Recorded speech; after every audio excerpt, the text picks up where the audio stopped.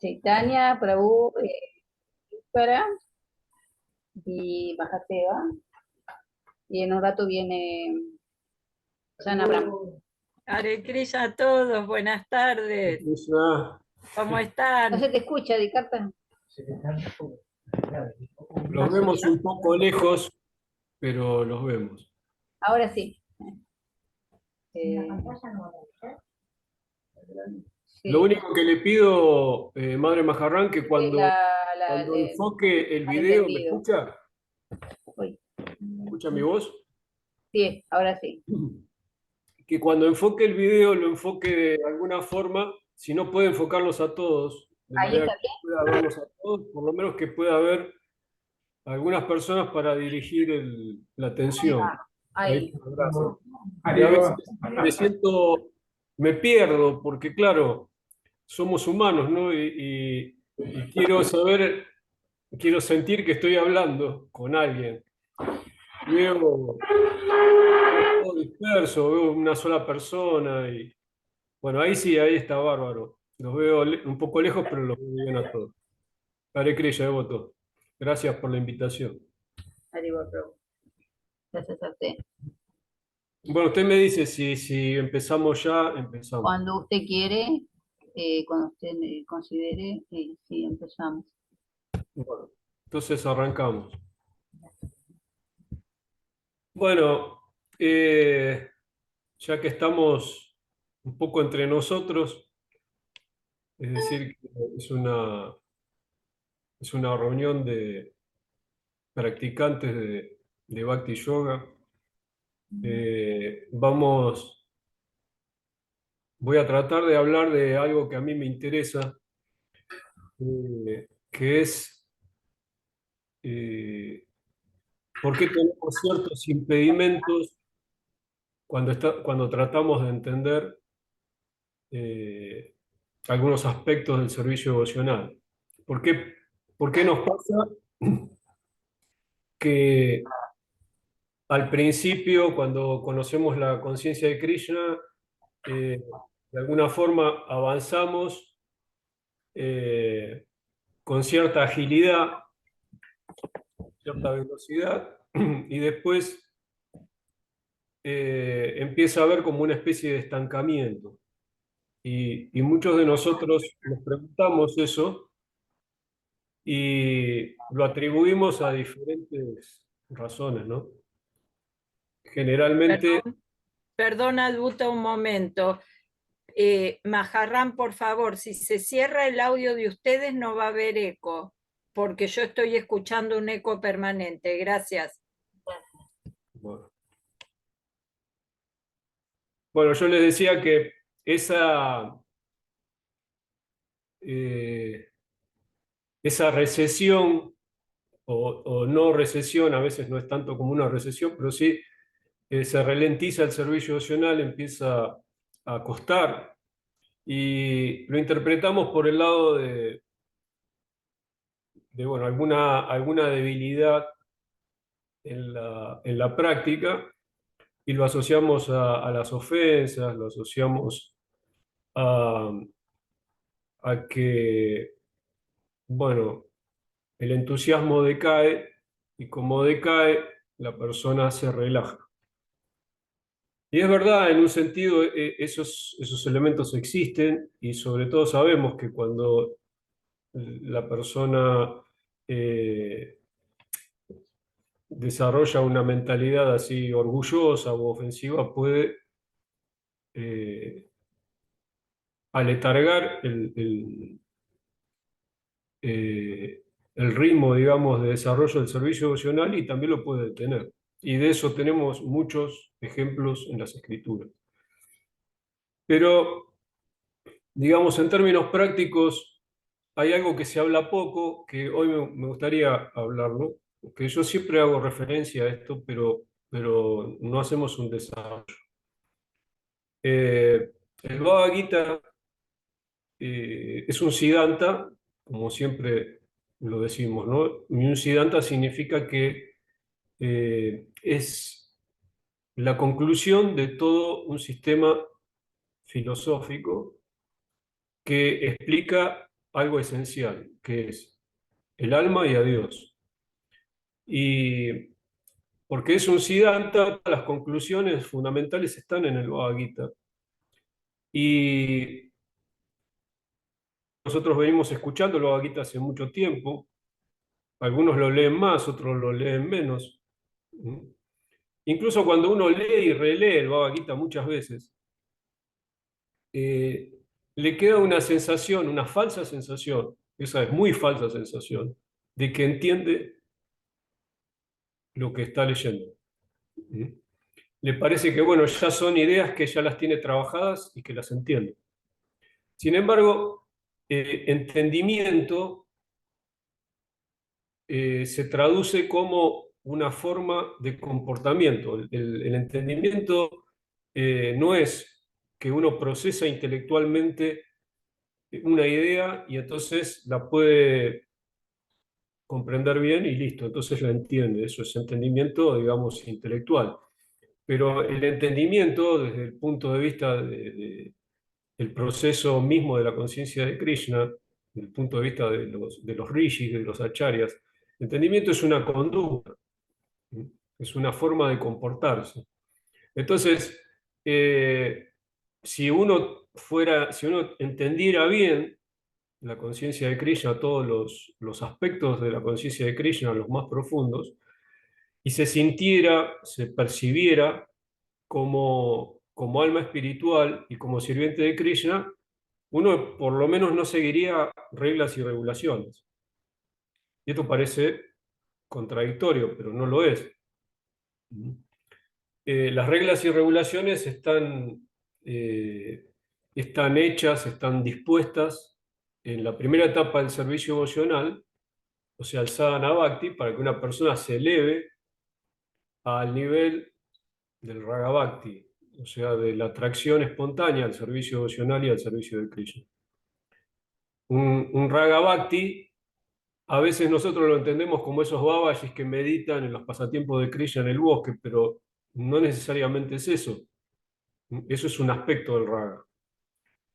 Por ejemplo, en el Bhagavatam, cuando está hablando Krishna con Arjuna, le dice, cuando yo vengo al mundo material, sigo las reglas y las regulaciones, le dice Krishna, perdón, no Arjuna, a Uddhava. Le dice a Uddhava, cuando vengo al mundo material, sigo las reglas y regulaciones de este mundo, sigo las reglas del Dharma, y eso implica seguir reglas religiosas y reglas éticas, reglas de la formalidad civil, ¿no? O sea que el Dharma es algo muy amplio. El Dharma se refiere a las reglas que sigue una persona civilizada dentro del Estado civil, ¿no? Del cuerpo, ¿no? de la sociedad, que sería el Varnashram, y además sigue las religiosas. Dice, yo sigo el Dharma, respeto el Dharma, aunque no tengo que seguir nada. Eso es bastante obvio. Krishna no tiene que seguir ninguna regla, ninguna regulación, pero sin embargo, la sigo, dice Krishna, le dice a Uddhava. Y después lo hace extensivo a los devotos y dice, y, y los devotos, obviamente se está refiriendo a almas avanzadas, autorrealizadas, dice, y los devotos tampoco tienen que seguir esas reglas. Sin embargo, ellos las siguen. Y agrega algo más, dice, y no las siguen porque yo doy una orden, las siguen porque les parece que es mejor, porque las personas van a, de alguna forma, imitar esa conducta, como dice el Bhagavad Gita, ¿no? Yat yat acharati srestas tat tat evetaroyana. Los hombres comunes siguen los pasos de un gran hombre. Entonces, basándose en ese criterio, que es un siddhanta también, es una conclusión, las personas comunes van a seguir a las personas, a las grandes personalidades. Entonces, si las grandes personalidades hacen cosas malas, desprolijas o que no son muy éticas o que no coinciden con la moral sana, entonces los hombres comunes se van a relajar y también van a hacer cualquier cosa. Eh, si la conducta de los Vaishnavas no se entiende bien, como de hecho un devoto avanzado no es muy fácil de entenderlo, entonces podría generarse algún tipo de caos. Pero el devoto, para que no pase eso, entonces prefiere, aunque sea muy avanzado, prefiere hacer una vida como si fuera un hombre ordinario y sigue todos los principios del Dharma. ¿Mm? Entonces, algunos piensan, bueno, es un religioso avanzado. Las personas que no entienden bien la posición de un devoto dicen es un buen religioso. Incluso esto lo llegan a pensar de Krishna. Y el Bhagavad Gita dice que el que piensa eso de Krishna realmente fracasa en cualquier tipo de sadhana que haga. Si es un yogi o si es un gyani y piensa que Krishna es una persona religiosa, entonces cae. Porque Krishna no es una persona religiosa, sigue los principios del Dharma para que los demás lo sigan, pero es la suprema personalidad de Dios. Ahora, los devotos no están en una posición muy distinta. Digamos que están, desde un punto de vista cualitativo, están en la misma posición. Entonces, Krishna dice que ellos van a seguir las reglas y las regulaciones porque no porque yo dé la orden, sino, dice Krishna, no porque yo dé la orden, sino porque a ellos les parece que eso es bueno para la sociedad en general. Entonces lo hacen. Entonces, claramente el servicio devocional no está contextuado en reglas y regulaciones. El servicio devocional avanzado no está contextuado en reglas y regulaciones. Pero el servicio devocional para neófitos como nosotros, sí. Entonces a nosotros a veces nos da la impresión de que hacer servicio devocional significa seguir reglas y regulaciones. Incluso esa sensación puede ser muy negativa, porque el Bhakti Rasamrita Sindhu dice que uno no se debe apegar a seguir reglas solamente por seguirlas. ¿Mm? Perdón, en el Upadeshamrita se dice eso. No se debe seguir reglas solamente por seguirlas, porque uno pierde el objetivo, se olvida por qué lo hace. ¿Mm? Y esto es un problema que tienen los sadhana bhaktas, o sea, nosotros. Entonces, en principio, seguir muy bien las reglas y regulaciones sería un buen kanista dikari, digamos. El kanista dikari al principio es un devoto desprolijo, después se vuelve prolijo. Sigue bien las reglas y las regulaciones, pero tiene otro problema. Se puede apegar a esas reglas y regulaciones y pensar que el bhakti es eso, ¿no? Entonces dice, por ejemplo, ahora tengo que renunciar y tengo que tomar sannyas. El problema de este enfoque es que el devoto no tiene que renunciar nunca porque desde el momento cero del servicio devocional es renuncia.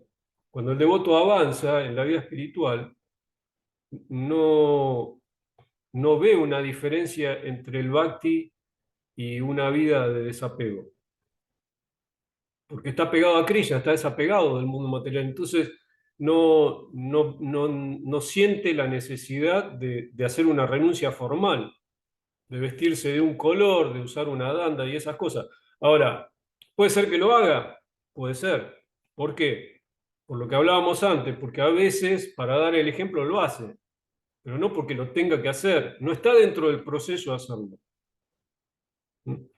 Y esto son las cosas que a veces nosotros no trabajamos porque nos habituamos a repetir mucho lo que escuchamos y no reflexionamos sobre las características del servicio devocional tal como es.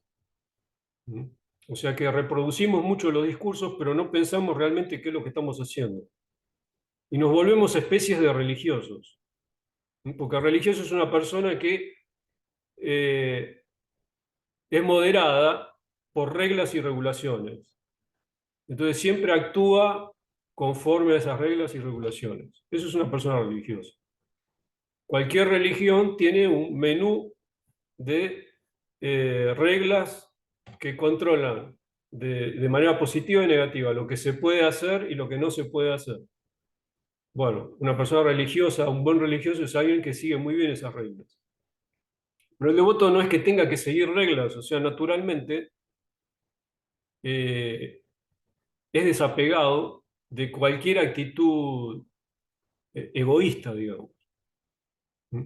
O sea, el principio de ahimsa, de no violencia, que dice que tiene que ser, no tiene que matar ni maltratar a ningún ser vivo, el devoto no tiene que leer una tabla que le dice, atención, no matar animales, no maltratarlos, animales ni personas, ningún tipo de ser viviente. O sea, no tiene que leer eso, porque naturalmente lo hace. Y entonces acá aparece algo que es lo que normalmente en el mundo de la filosofía se llama la virtud. ¿Mm? La virtud sería una cualidad natural, algo que no hace falta ejercerlo pasarlo por la cabeza, por el intelecto. O sea, yo no tengo que pensar lo que voy a hacer. La virtud es la manera, digamos, espontánea de hacer algo bien hecho. Por ejemplo, los platónicos explicaban esto con la virtud, cómo la presentaban. Decían que era el punto medio entre dos extremos, entre dos opuestos. Entonces, si en un extremo del opuesto está digamos, la economía, ¿no? Tomemos una cualidad cualquiera. En la economía, derrochar el dinero, no tener continencia y derrochar el dinero es un extremo. Y ser un tacaño está en el otro extremo. Entre el que derrocha todo el dinero y el que lo retiene y no quiere gastar un centavo, está el punto medio, que es la virtud, y sería el hombre generoso. Entonces, todas las cualidades tienen dos extremos y el punto medio, decían los platónicos, es la virtud y la generosidad. Ahora, esa virtud, de nuevo, no es algo racional.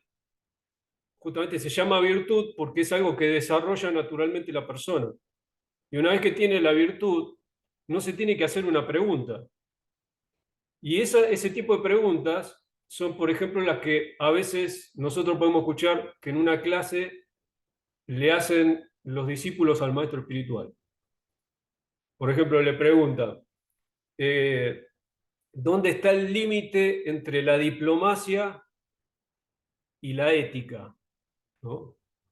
O sea, cuando yo hago algo que ya es político, ya se fue del otro lado, y cómo evito irme para el lado político, actuar como un hombre político, un hombre en el sentido no de género, sino de especie, ¿no?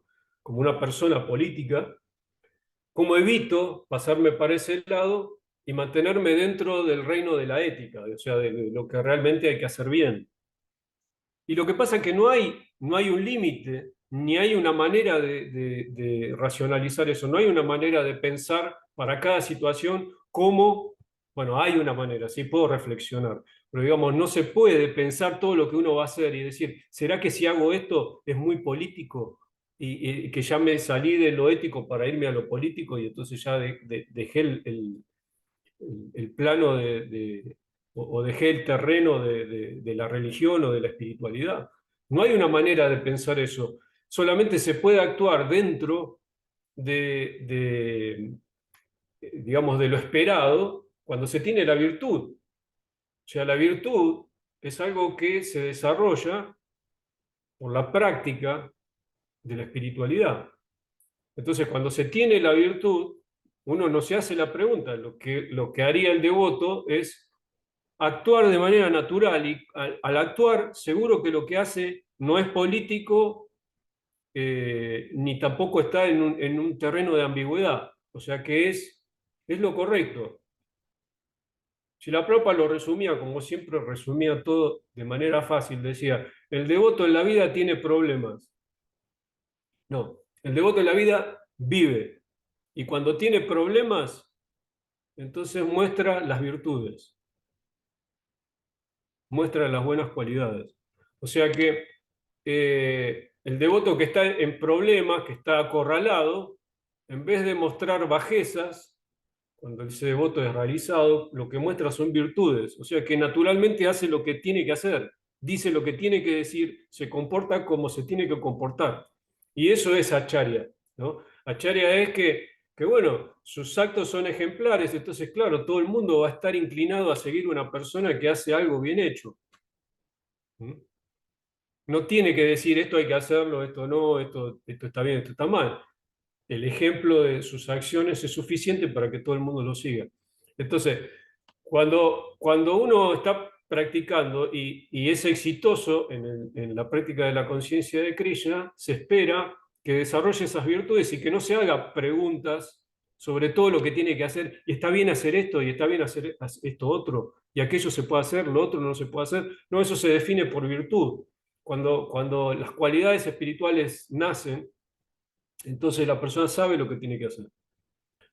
Pero no tiene que mirar un manual, lo hace naturalmente. Entonces, bueno, eh, nosotros tenemos esa información en el Bhagavad Gita. Por suerte, antes uno tenía que ir al bosque, tenía que escuchar a los maestros, antes estoy hablando en otras eras, y los Upanishads son eso, son lecciones que los grandes maestros, los grandes rishis, les impartían a sus discípulos en la selva, ¿no? Por eso algunas divisiones de los Upanishads se llaman arañacas, por ejemplo, ¿no? Araña significa eso, significa bosque. Naimisharaña, por ejemplo. ¿Mm? O sea que son las instrucciones que se imparten en el bosque. Y las instrucciones eran difíciles de entender. Si nosotros tuviéramos que escuchar esas instrucciones hoy en día, no procesaríamos nada, porque ellos, los maestros, hablaban y esas instrucciones que impartían eran, digamos, holísticas. Dentro de un enunciado había muchos niveles de comprensión, para que no tuvieran que estudiar tantos textos. Estudiando un verso con una métrica, que era una especie de canción, de música, ellos tenían toda la información en ese verso. Esto lo demostró, por ejemplo, Sadaputa Das, el gran devoto del Instituto Bhaktivedanta, que bueno, ahora ya dejó el cuerpo, y él, en un libro que se llama Matemática Védica, él explica que hay un verso del 10º canto del Srimad Bhagavatam que glorifica a las gopis. Y en ese mismo verso del Srimad Bhagavatam está encriptado el número pi, con 10 decimales. O sea, el que usamos generalmente para los cálculos más exactos que se hacen en la arquitectura y en mecánica, tiene 4 decimales, 3, 14, 16. Es una aproximación, porque el número pi no, tiene una cantidad infinita de decimales, ¿no? Bueno, en ese verso, el número pi tiene 10 decimales. No sabemos por qué hace falta, para algunos cálculos de los rishis, 10 decimales. Realmente no sabemos. Porque cuando hacían los fuegos de sacrificio y todo eso, tenían que construir kundas, templos y lugares sagrados, y usaban también el número pi, pero usaban una aproximación que en los pasastras es la raíz cuadrada de 10, que es 3,16, y ni siquiera es 3, 14, 16, es 3,16. O sea, es una aproximación que es suficiente para hacer esos kundas, ¿no? Para hacer digamos, esos dibujos perfectos, esos kundas perfectos, que no tenían que tener ningún tipo de error en cuanto a dirección y en cuanto a dimensión. Tenían que estar bien direccionados y bien construidos con medidas muy precisas. Bueno, para eso bastaba 2 decimales. 3,16, 2 decimales solamente. Bueno, pero ese verso del Bhagavatam, además de glorificar las gopis, tiene 10 decimales de pi. Bueno, eso ya para hacernos otra pregunta. ¿Para qué usaban 10 decimales de pi? Pero no importa, sabemos que era una cultura muy avanzada. Para algo lo usarían, ¿no? No sé, construir vimanas, alguna cosa así. Pero lo que importa es que cuando ellos estudiaban el Siddhanta de los Siddhantas, que sería el Bhavatan, también estudiaban algunos aspectos de la matemática de tablas, ¿no? Que en este caso era el número pi, podían ser relaciones. El número pi es una relación, ¿no? Diámetro del círculo con el perímetro del círculo. Es una relación. Bueno, por ahí senos, cosenos y todo eso también se estudiaba así. Se estudiaba en versos espirituales o religiosos. Si uno lo lee de una manera, dice una cosa, si lo lee de otra. O sea, eso está prácticamente fuera del alcance nuestro. No podemos imaginar esa forma de estudiar. Nosotros estudiamos por materias, porque si no estudiamos por materias, es un estudio cartesiano, bien dividido en materias, porque si no estudiamos en materia no entendemos nada. Entonces decimos, bueno, ahora vamos a estudiar matemáticas, ahora vamos a hablar de Krishna, ahora vamos a hablar de arquitectura. Si no hacemos así, no entendemos nada. Antes se estudiaba todo junto. Y el conocimiento espiritual estaba en todo eso que se decía, y claro, y la persona lo entendía, ¿no? No sabemos cómo, porque eran muy inteligentes, pero lo entendían. Bueno, nosotros tenemos todos los grandes devotos, han bajado esa información desde las nubes y la han puesto al alcance nuestro de la manera más sencilla. Y después que se redujo eso a lo más simple de todo, Krishna vino, escribió enunció, habló el Bhagavad Gita y los devotos lo siguieron bajando para que nosotros lo sigamos entendiendo.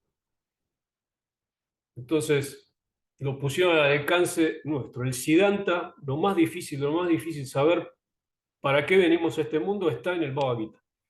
Entonces y acá bueno, pasamos un poco a lo que estábamos hablando al principio, ¿no? ¿Qué es lo que impide que entendamos algo?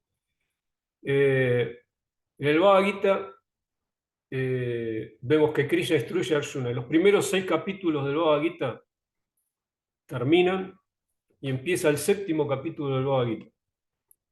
Y entonces, Baladev Vidyabhuyan dice, ya se habló del Swarup del alma, se habló en profundidad del Swarup del alma, o sea, la forma del alma espiritual.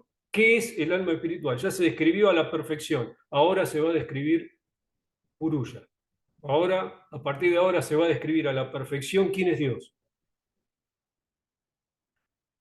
Entonces, si uno entendió bien qué es el alma, puede entender quién es Dios. El único proceso que no involucra esa necesidad es el bhakti.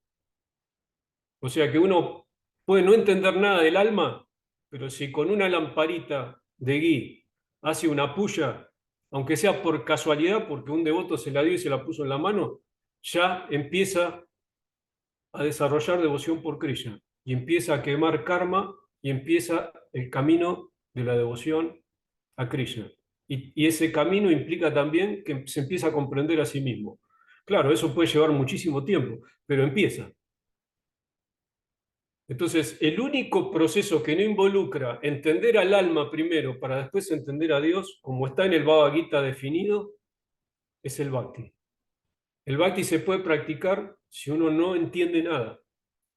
Pero hay algo que sí tenemos que entender, que en ese proceso que tenemos dificultad de entender a Krishna y de entendernos a nosotros, hay alguna razón por la que no nos entendemos. Nosotros diríamos que esto es porque no somos puros. Está bien, es una forma de decirlo. ¿Y qué es eso, que no somos puros? Bueno, cuando empieza el capítulo 8, Krishna le contesta una pregunta a Arjuna que le hacen los primeros 2 versos del Bhagavad Gita. En los primeros 2 versos, Krishna le hace una pregunta bien difícil, bien rara. Yo la voy a leer directo del Bhagavad Gita, tengo marcada por acá. Le pregunta Arjuna, le dice, Kim tat Brahma, Kim Adhyatman, Kim Karma Purushottama, Adibhutan cha Kim Proktan Adigaivan Kinuchate. O sea, le dice, Krishna, ¿qué es Brahman? ¿Qué es Adhyatma? ¿Qué es Karma? ¿Qué es Adibhuta? ¿Qué es Adigaiva? ¿Y quién es la persona suprema? ¿Qué es Brahman? Le pregunta, qué es el espíritu? Y después, ¿qué es Adhyatma? Si siempre que le dice Kim, le está preguntando qué es. Kim Tat Brahma, Kim Adhyatman, Kim Karma. En sánscrito, Kim es qué. Dice, ¿qué es esto? ¿Qué es lo otro? ¿Qué es aquello? Ahora trata de entender a fondo todo lo que le explicó. Y entonces le dice, Kim Brahma? ¿Qué es el Brahman? Kim Adhyatman, ¿qué es el Adhyatman? Y entonces Krishna le responde, verso 3, como el verso 3, le dice, Sri Bhagavan Uvacha, responde Krishna, Aksharam Brahma Paramam Swabhavo Adhyatmanuchyate. Le dice, Aksharan, lo que no perece nunca, es el Brahma, o sea, la Shiva, nosotros, el alma. Akshara es el alma, eso es Brahma. Responde la primera pregunta, ¿quién Brahma? ¿Qué es el Brahman? Akshara es el alma, ya te lo dije, 6 capítulos para hablar de eso, le dice Krishna. Y después le dice algo que analizamos poco nosotros, pero que acá está, Srila Prabhupada lo traduce fiel a Baladev Vidyabhusan. La forma de enfoque de Baladev Vidyabhusan es que Adhyatman, dice, Swabhavo Adhyatman Uchyate, Swabhavo Adhyatman Uchyate, es textualmente, Adhyatman se refiere a las impresiones que acompañan a la Shiva. Las impresiones que acompañan a la Shiva. Ahí está el problema que tenemos para entender a Dios. Las impresiones que acompañan a la Shiva. ¿Mm? Entonces, sí, la Shiva es Brahman, pero el problema es que hay impresiones que acompañan a la Shiva. Y esas impresiones son el impedimento que tenemos para entender. ¿Qué significa eso? Que nosotros vivimos muchas vidas, muchas, pero muchas vidas.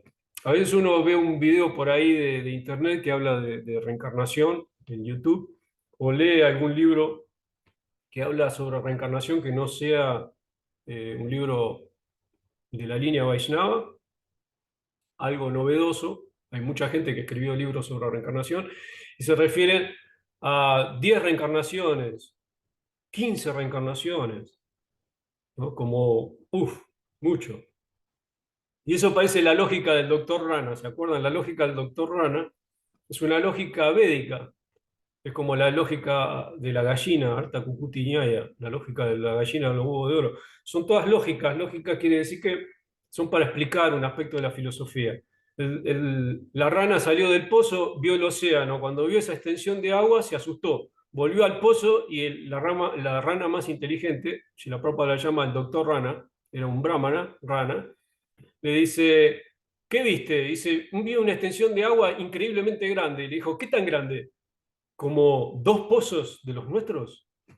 Le dijo, no, pero mucho más. ¿10 pozos de los nuestros? No, más, mucho más. 100 pozos de los nuestros. Y ya el doctor Rana pensaba que estaba diciendo algo increíble, decía, se enorgullecía de su terrible sabiduría. Me puedo imaginar 100 pozos de agua. Bueno, esto es igual. Esos 100 pozos de rana, de las ranas, no se asemejan, pero ni a una gota del océano, ¿no? Sin embargo, el doctor Rana pensaba que era impresionante lo que estaba concibiendo en su inteligencia. Pero así pensamos de la reencarnación nosotros. Nosotros decimos, ¿cuántas reencarnaciones? ¿100? ¿1000? ¿Un millón? Un millón de kalpas todavía no es nada. Cuando Arjuna le hace la pregunta a Krishna, Krishna le dice, te voy a decir algo, tu relación con la naturaleza material es a nadie, desconocida, no tiene principio. Si la Prabhupada explica eso diciendo, no tiene principio, significa que es tan remota, hace tantos millones de kalpas, o sea, vidas de Brahma, que nosotros estamos acá, en este mundo, que, que no se puede definir, no tiene sentido, es irrelevante buscar el principio. No hay un principio, a nadie, no tiene. En esto coincide Baladeva y Vishwanatha, dicen, no hay principio, es mucho tiempo. Imaginemos entonces que todas esas vidas nosotros las estamos acarreando en el Adi Atman, esto que acabamos de leer del Bhagavad Gita. Adi Atman es todas esas experiencias, las tenemos todavía en el cuerpo sutil.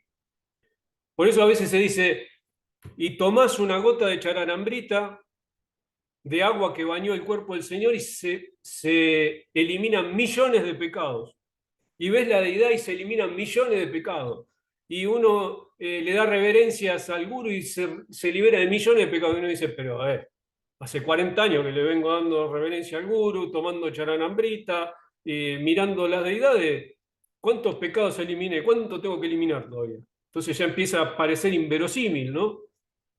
Pero no es así, es que pasa que son millones y millones y millones, ¿no? Porque nosotros no estamos entendiendo que hace millones y millones de vidas que estamos acá y todavía tenemos millones y millones de pecados que pagar. ¿Qué pagar? O sea, pagar significa, bueno, tenemos que nacer para vivir esas reacciones. Pecados y actividades piadosas también. Entonces, los acharyas han concluido que cuando un devoto se purifica mucho, mucho, mucho, mucho, mucho, ya no tiene que pagar. No los pecados de la próxima vida, pero los de esta sí. Porque a veces uno se pregunta, pero yo me porto bien, ¿y qué pasa? Que sigo teniendo problemas. Pasa que hay que leer los libros, porque los libros dicen que los pecados de esta vida no son los que se eliminan la de la próxima vida.